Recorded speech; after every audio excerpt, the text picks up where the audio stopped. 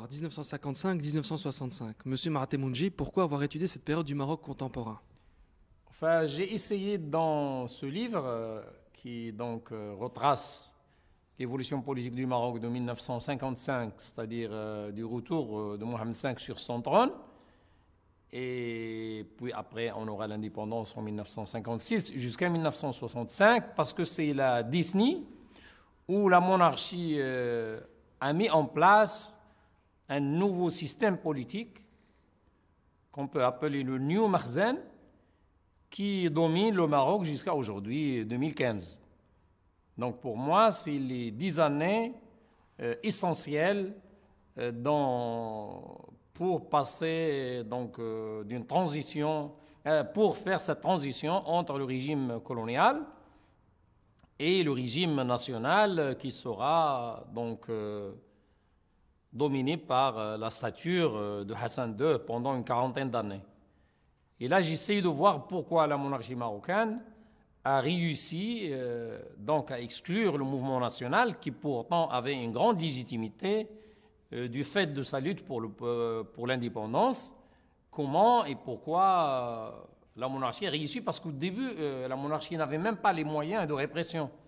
Il fallait les construire à partir de ex nihilo presque. Et l'un des résultats dans lequel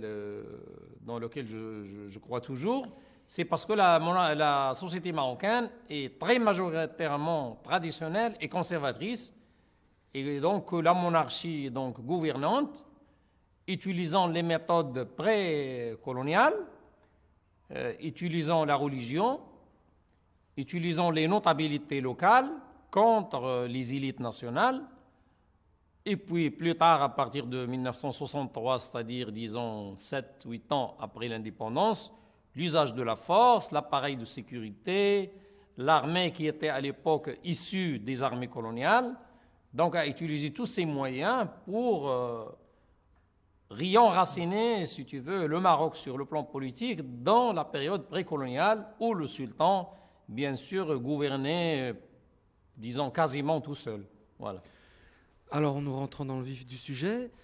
De la tentative hégémonique donc, du parti de l'Istiklal jusqu'à la répression envers l'UNFP, comment le palais a pu tirer son épingle du jeu, selon vous?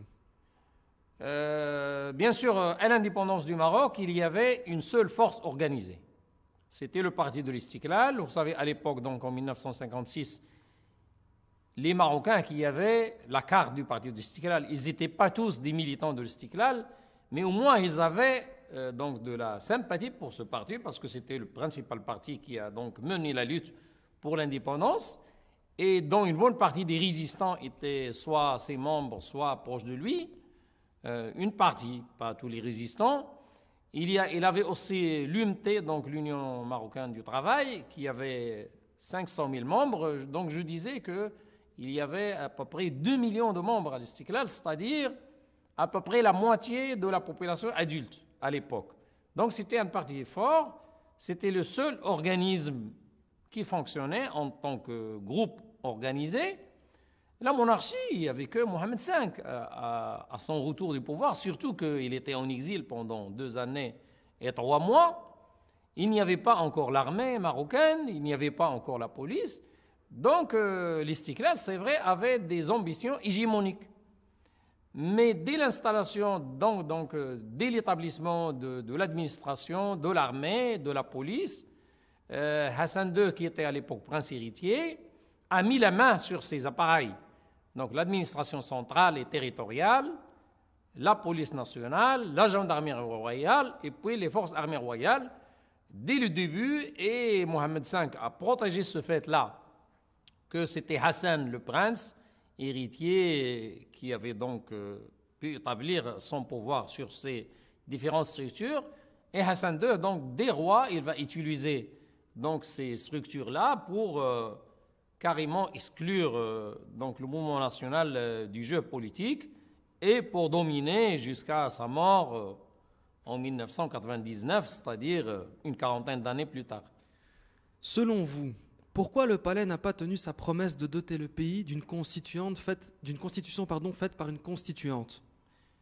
C'est vrai que Mohamed V, en limogeant le gouvernement nationaliste de Abdullah Ibrahim en mai 1960, a promis de doter le Maroc d'une constitution avant la fin 1962.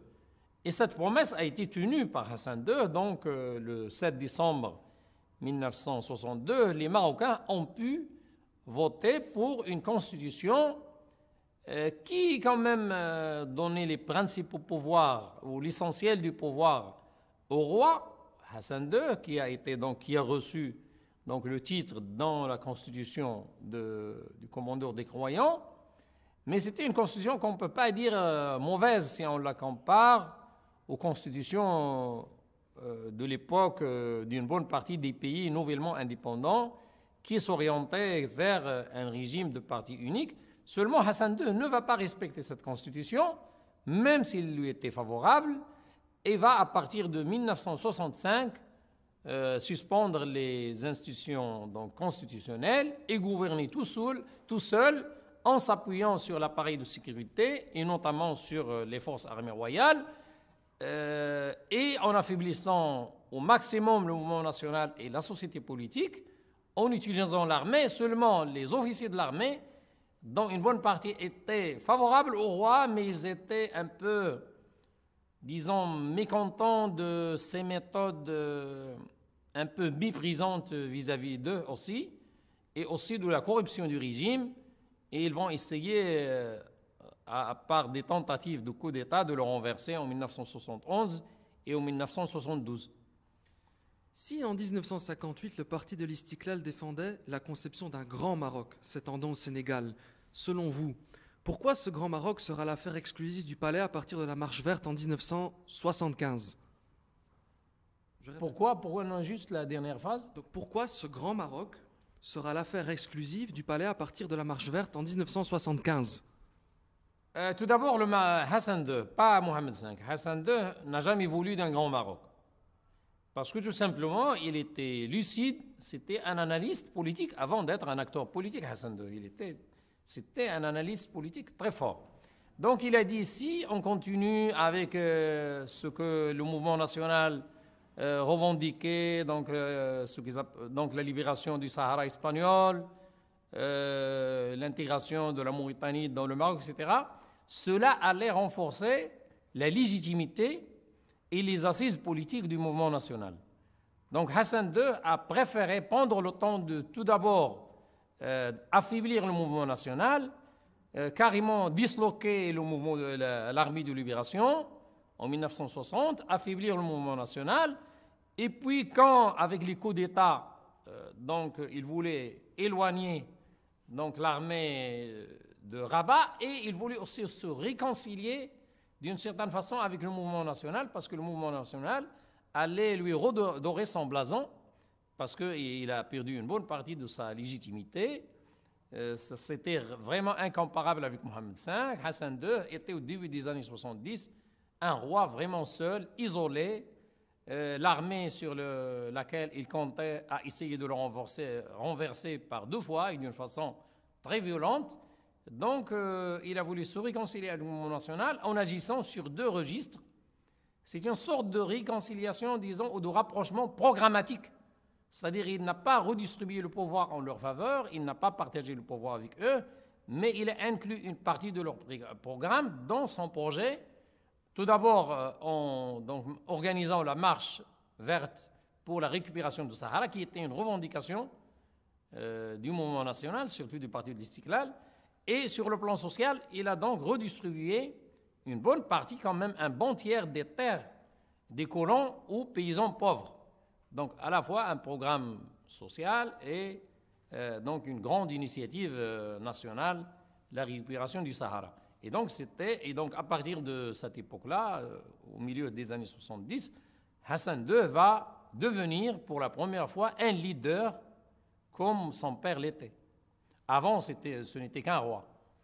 De l'indépendance jusqu'au début des années 90, l'espace politique marocain a connu 2 Koutla Watania, des gouvernements royaux, d'importants procès, des rafles et des scissions internes aux partis et mouvements politiques. Peut-on parler d'un bilan positif ou négatif de l'opposition marocaine sous Hassan II ? L'opposition marocaine, ça dépend qui on met dans l'opposition. Mais si on considère que l'opposition, c'est du parti de l'Istiqlal jusqu'à la gauche révolutionnaire des années 70, on peut dire que cette opposition-là a maintenu quand même un pluralisme de facto au sein de la société politique marocaine.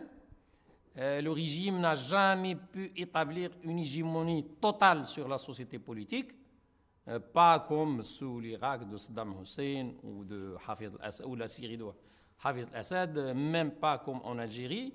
C'est-à-dire le fait qu'il a exclu le mouvement national du régime, du pouvoir, mais qu'il n'a pas liquidé quand même physiquement, même s'il y avait une répression très dure, même s'il y a eu des assassinats politiques, même s'il y avait l'usage très répandu de la torture, mais l'opposition a pu quand même se maintenir et il s'est réfugié dans le culturel, dans l'éducationnel. L'université marocaine, comme les lycées, étaient quand même des foyers d'opposition très fortes.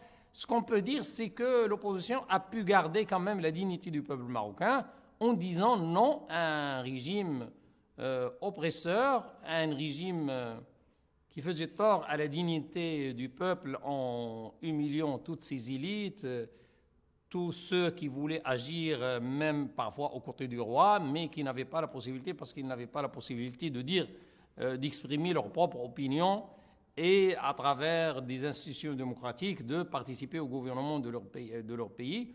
Ce qu'on peut dire, c'est que ça a mené à la fin à la Koutla Demokratia, c'est-à-dire le bloc démocratique de 1900, du début des années 90, et cela a donné donc la possibilité d'avoir un gouvernement d'alternance dirigé par un ancien ami de Mehdi Ben Barka, qui est Abdelrahman Youssefi.